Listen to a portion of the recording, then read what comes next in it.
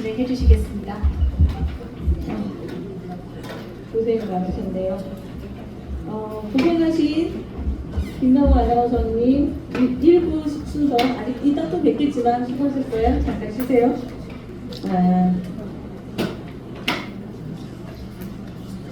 토론을 진행하도록 하겠습니다. 아까 인사드렸던 사단법인 여성청소년 미디어협회 이영미 중앙회장입니다. 이제 소영 교수님 일본의 장기 경험을 구체적 사례로 공유해 주셔서 감사드립니다. 이제 소희 교수님 말씀하신 중에 제가 제일 좀 특별하게 본 부분은 피어 서포트 문제, 그런 부분, 또래나 같은 공감을 가진 사람들의 그런 얘기들이 많이 도움이 될 것 같다라는 말씀을 해주셨고, 또 다른 김성아 박사님도 얘기해 주셨는데, 우리 그 청년들이 고립운동되는 거, 외로움과孤独 같은 부분에 있어서 같이 공유할 수 있는 동료들이 있다면 정말 좋을 것 같다는 생각이 들었고요. 그리고 우리 이대 선생님은 이제 말씀하시는 중간에 그 최저임금제에 대해서 말씀을 또 해주셨어요. 최저임금제는 우리가 이제 우리나라도 최저임금제가 있는데 그 최저임금제가 가지 마세요. 조금 있으면 끝나요. 금방 끝납니다. 가지 마세요. 같이 사진 찍고 가게. 아직 가지 마십시오. 그 최저임금제가 그냥 우리 청년들이 아까 김성호 박사님도 얘기해 주셨는데, 청년들이 이제 그런 경력이나 스펙이라고 소위 말하는 스펙들이 우리 고립운동 청년들에게 조금은 다른 사람보다 적을 수 있는데, 같은 최저임금이랑 같은 경쟁 선상에 놓고 한다고 하면 더 그들이 자신감을 잃고 고립운동되지 않을까 싶은데, 일본의 같은 경우는 중간노동이라고 해가지고 그 최저임금이지만 그거보다 더 아래에 그 임금을 주고 그거를 국가가 보완해주는 이런 형태를 하고 있습니다. 그런 얘기들에 대해서도 좀 관심이 깊게 들었고요. 그리고 이제 이대 선생님 말씀은 굉장히 전문가들이 우리 고립운동 청년들은 상처를 많이 받고 힘든 사람들인데, 그런 사람들을 조금 전문성이 없는 사람들이 도와줬다가는 더 상처를 받고 고립운동 될 수 있다, 이런 말씀들도 하셨거든요.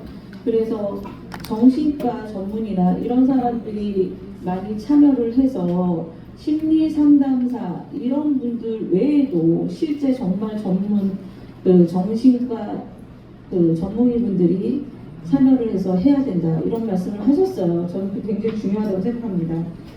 그리고 이제 흔히 우리가 저는 그렇게 생각합니다. 흔히 우리가 고립운동 청년 문제는 심리적인 게 그분들이 힘드니까 안 나올 것이다, 이렇게 생각을 하는데, 그런 단순한 문제는 아니거든요. 심리적으로 본인이 나약하거나 심리적으로 그것만 고친다고 해서 고립운동이 해결될 것이다, 이렇게 생각하지는 않습니다. 여러 가지 사회적 서포트도 필요하고, 지금 다양하게 우리가 전문성, 우리나라에서 거의 뭐 최인류의 선생님들이 오셔서 지금 하시는 거거든요.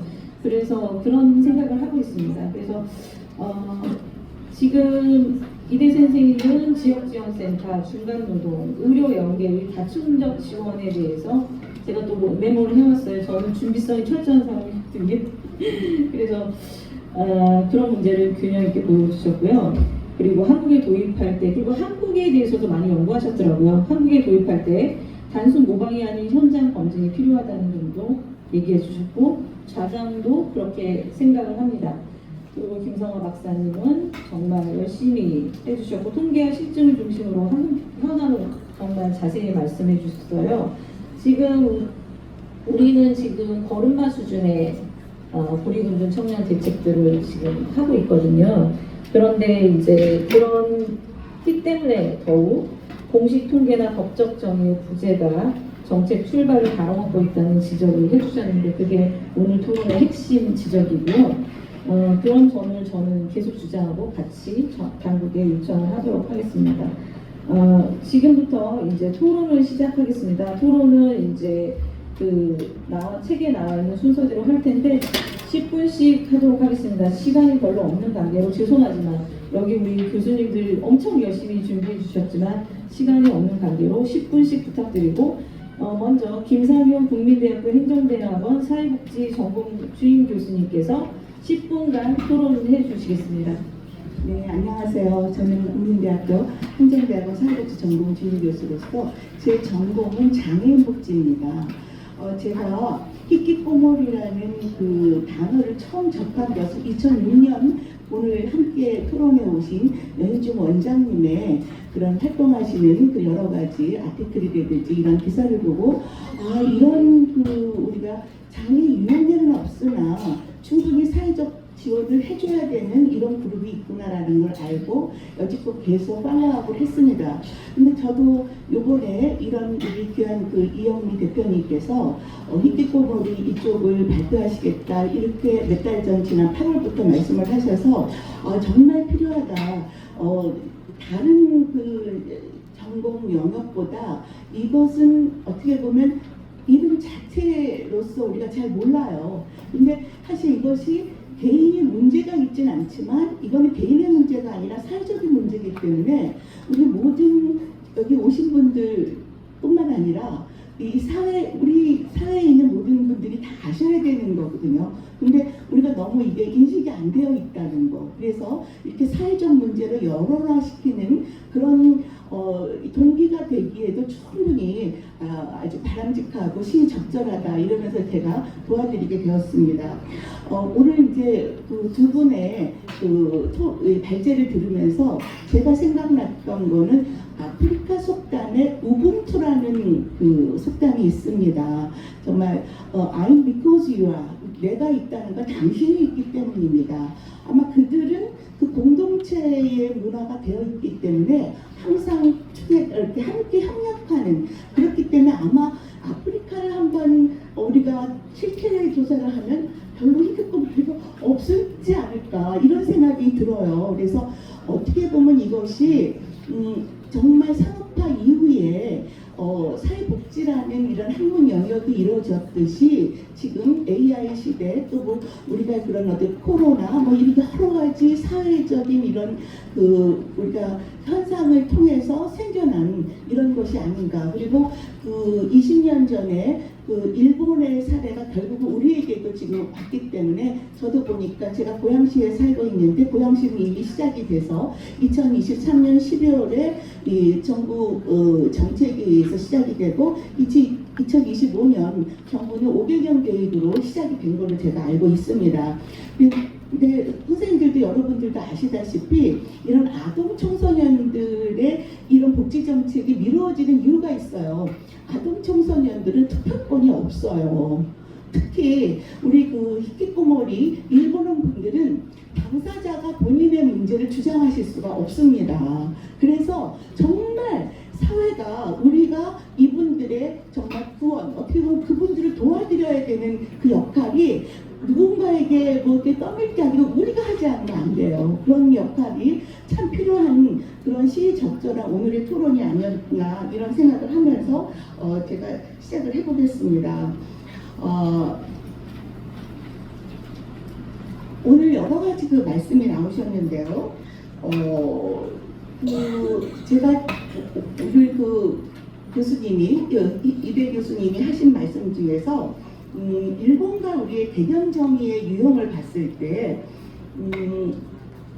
이대 교수님은 자폐성 장애라든지 아스퍼거라든지 스키조라든지 이쪽 정신장애 유형을 조금 언급을 하셨는데 저는 장애인복지 전공자로 그것은 조금 저는 적절하지 않지 않나 그렇게 생각이 들어요. 아까 특별히 또 김성화 교수님께서 80% 이상의 그 은둔 청소년들이 나는 여기서 탈출하고 싶다. 나는 정말 다른 동료들과 같은 동일한 그런 정상적인 생활을 하고 싶다. 이런 그 자발적인 의지를 가졌다는 거는요. 이미 이 안에 히키코모리 은둔형 고립한 청년들은 어마어마한 그 포텐셜, 잠재력, 그들이 우리가 조금만 도와주면 정말 1년 연간 7조 이상의 정말 어마어마한 사회적 기여를 하실 수 있는 잠재적 자원을 가지고 있다는 거예요. 그래서 우리가 좀 더 이들이 그 사회적 문제를 가지고 있다는 그 낙인으로 이들을 갖다 바라볼 것이 아니라 정말 우리의 잠재적, 요새 저출산이라 얼마나 정말 생산을 할 수 있는 청년들이 부족합니까? 근데 이들에게 우리가 지원을 해줌으로써 잠재적 성장 동력을 우리가 밖으로 나오게 한다는 그런 어떤 긍정적인 접근을 우리가 한다면 참 정책이 바람직하지 않을까, 그러한 생각을 해봤습니다. 또한 그 현황과 그 문제점을 한번 살펴보면은 그들이 고립과 응도를 할 수밖에 없었던 것이, 첫 번째가 인간관계가 취업이 되지 않았다는 얘기하고요. 두 번째가 인간관계가 되지 않았다 그러고 학업의 중단이 되지 않았다 그래요. 그러면 저는 이거를 순차적으로 보면은 학교에서의 어떤 심리적인 문제가 분명히 있었을 거예요. 학업을 중단할 수밖에 없는. 우리가 또 절대 니트하고 이들을 같이 보면 안 된다고 저는 생각해요. 이들에게는 굉장히 포텐셜이 있어요. 그런데도 불구하고 외부적인 영향에 의해서 학교를 안 간다든지, 아까 뭐 왕따를 당했다든지, 누군가 나를 괴롭힌다든지, 심리적으로 내가 도저히 그 사회적 환경을 이길 수 없는 그 개인적인 힘이 없었던 거예요. 그 어린 시절에. 그래서 학교를 못 갔어요. 그러다 보니까 집에 있다 보니까 인간관계도 없어지고 당연히 취업도 못하고. 그렇지만 이 안에는 정말 나도 평범하게 나도 할 수 있어. 내 안에는 그런 힘이 있었는데 내가 어떻게 나는 밖으로 나갈 수가 없어. 이런 생각을 하고 있거든요. 그래서 이들에게 우리가 단계적으로 지금 참 잘하고 계신 것 같아요. 우리 김성화 교수님 말씀을 들으니까 정말 제대로 참 잘하고 계시다. 첫 번째, 갑자기 이들을 밖으로 나오게 할 수는 없지만 1단계는 이들이 정말 그 비대면도 좋아요. 이분들이 누군가 이렇게 오프라인으로 이렇게 같이 만나는 게 굉장히 어려우시니까 비대면으로, 온라인으로 정말 내가 할 수 있는데 그 할 수 있는 거를 누군가를 공감을 해주는 거예요. 맞아, 당신은 할 수 있는데 우리가 그동안 그 사회적인 환경의 한 가지 여건으로 당신을 돌보지 못해서 너무 미안하고, 그리고 당신을 존중하고 당신은 할 수 있다는 어떤 지지체계, 이런 것이 1단계로 이분을 밖으로 나오게 할 수 있는 이런 어저스트 할 수 있는 그런 어떤 버퍼링 할 수 있는 그런 단계가 먼저 형성된 다음에 차츰차츰 두 번째는 굉장히 좋아요. 나 혼자 하면 참 어려워요. 암만 잘해도 함께 한다는 거, 공동체. 아까 제가 우분투라는 얘기를 했듯이 우리가 이들에게 공동체를 우리가 함께, 사실 이것이 나중에 사회 문제가 된다면 국가적으로 경제적으로 얼마나 큰 손실이겠어요. 그래서 우리가 이것이 남의 일이 아니라 정말 우리 일로 생각해서 이들이 함께 공동체를 형성하면서 사회에 재정을 할 수 있는 그러한 기술 훈련, 이런 관계를 확장할 수 있는 그런 시스템을 만들어주고, 그 다음에는 점점 당연히 그들은 사회통합이 될 것입니다. 근데 이러한 것을 하기 위해서는요, 일률적으로 지금 제가 파이 나다운 김영 교수님도 알고 다 알지만 이게 일률적으로 민간이 할 수 있는 단계는 아닌 것 같아요. 그러기 위해서는 안정적인 제도 기반을 만들기 위해서 주기적인 전국 실태조사를 해야 돼요. 실태조사도 장애인 복지가 이렇게 점점 성장하는 이유도 우리가 실태조사를 5년에 한 번 하다가 3년에 한 번씩 하게 됐어요. 그러니까 저희 같은 연구자는요, 데이터만 있으면 금방 논문을 씁니다. 논문을 쓴다는 건 정책을 끊임없이 만들어낼 수 있는 이게 원천인 거예요. 그래서 이 희곡고물이에 대한 것도 우리가 3년에 한 번씩 실태조사를 해서 이들에게 정말 연구자들이 정말 그 따끈따끈한 데이터를 가지고 계속 연구를 해서 정책을 홀로 이렇게 서포트 할 수 있는 그러한 체계를 만들었으면 참 좋겠습니다. 그리고 지금 너무 잘하고 계신데 제가 참 안타까웠던 거는 정말 그 30대에 또 20년이 되니까 50이 되고 50이었던 부모님은 80이 됐어요. 근데 이 문제는 그 부모님들, 이 고령화되신 이분들을 어떻게 우리가 정말 지원을 해줘야 되나, 이런 것도 이 가족 지원이 너무나 중요한 거거든요. 개인 한 명인 희귀꼬머리 대상자만 지원을 해줘서 될 것이 아니라 가족도, 그리고 가족과 함께하는 그 지역사회, 이게 이제 공동체로 이렇게 뻗어 나가야 될 것 같습니다. 그래서 제가 제일 먼저 선생님 여러분들하고 함께 나누고 싶은 건요, 여기 오신 우리 모두가 정말 이들을 도와줄 수 있는 우리가 되어주는 것이 가장 중요하다고 생각하고 그것이 오늘의 정말 가장 얻을 수 있는 가장 좋은 게 아닌가 생각하고요. 또 한 가지 제가 이제 그 토론에 있어서 좀 말씀을 드리고 싶은 거는 아까 이대 교수님이 그 인지행동 치료라는 말씀을 하셨어요. 근데 그쪽은 역동상담이나 이런 정신분석 쪽으로 한다고.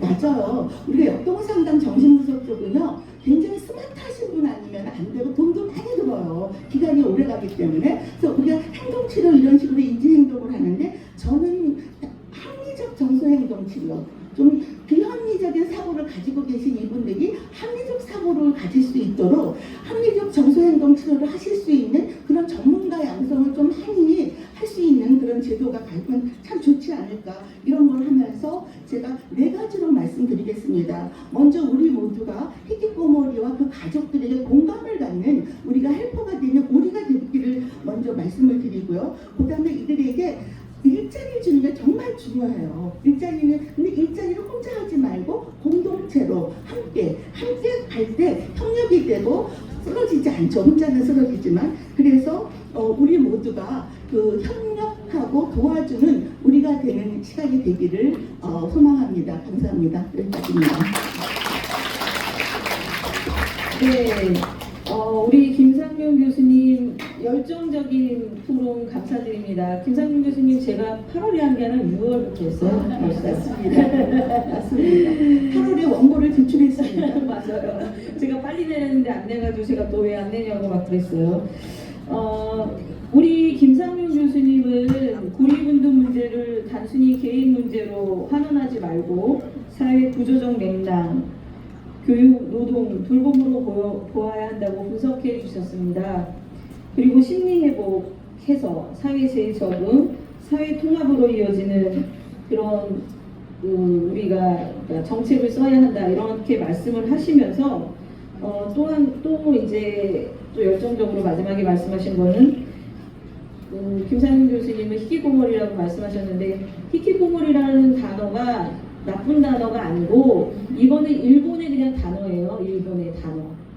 그래서 우리나라는 히키코모리라는 단어를 비하하는 용어를 쓰기 때문에 나쁜 거지 히키코모리 단어 자체는 나쁜 게 아닙니다. 그냥 일본 단어일 뿐이에요. 근데 우리나라는 그런 것들에 좀 민감한 편이라서 고립운둔이라고 말을 하고 있습니다. 그래서 고립운둔 청년들이나 아니면 중장년 이런 사람들, 제가 아까 서두에도 말씀드렸지만 그런 사람들과 가족들 그런 모두를 공감하고 그들을 위한 헬퍼가 되고 그들을 도와주자 이런 말씀을 하셨고, 그런 고립운둔 청년에 대해서 사회 복귀를 하기 위해서는 일자리를 좀 줘야 한다. 그런 것들을 공동체의 마음으로 해야 된다. 그래서 우리가 모두 협력하고 그렇게 공감대를 하자 이런 말씀을 해주셨습니다.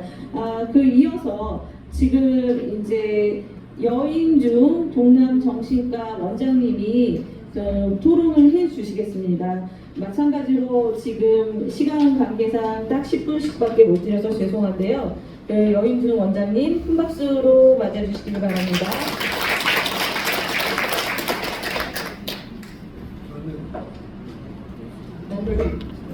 특별히 한 건 없고요. 처음에 히키코모리 일본에서 됐을 때 사이토 다마키라는 사람이 히키코모리 100만 명이라고 얘기를 하면서 센서싱을 했어요. 근데 우리는 그때 2002년도인가 세계 정신의학회가 있었는데 그때 이제 우리 스승이 이시영 분이 있는데 한국에도 이번 히키코모리가 있더라고 발표를 세계 그때는 방콕 증후군이었어요. 방콕 히키코모리라고 하는데. 그래가지고 2002년도에 그때 사이토 다마키가 우리 발표할 때 그 자리에 있었었잖아 봐요. 그래가지고 2003년도인가 그 사이토 다마키가 자기네 일본 좀 히키코모리 관계되는 사람들을 데리고 우리 병원을 찾아와서 너희는 일본의 히키코모리와 다르다. 왜냐면 그때까지만 해도 히키코모리 설명을 일본에서만 있는 사회적 현상이다.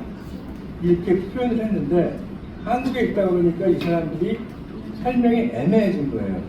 그래서 제가 그러면 다음번에 올 때 일본 히키코모리 데리고 오고 우리는 우리 애들 데리고 가서 서로 비교해보자. 그래서 왔어요. 그래서 이제 서로 이렇게 질문을 하는데 물론 달라요. 분명히 독서가 얘기했듯이 문화적인 차이가 굉장히 크기 때문에 일본과 한국은 전혀 달라요. 그래서 내가 옛날에 일본 가가지고 일본의 히키코모리는 에스프레소라 그러면은 한국의 히키코모리는 카페오레다. 그러니까 그게 뭐라고 하면 증상이나 기간이나 굉장히 차이가 많이 나요. 일본과 한국은.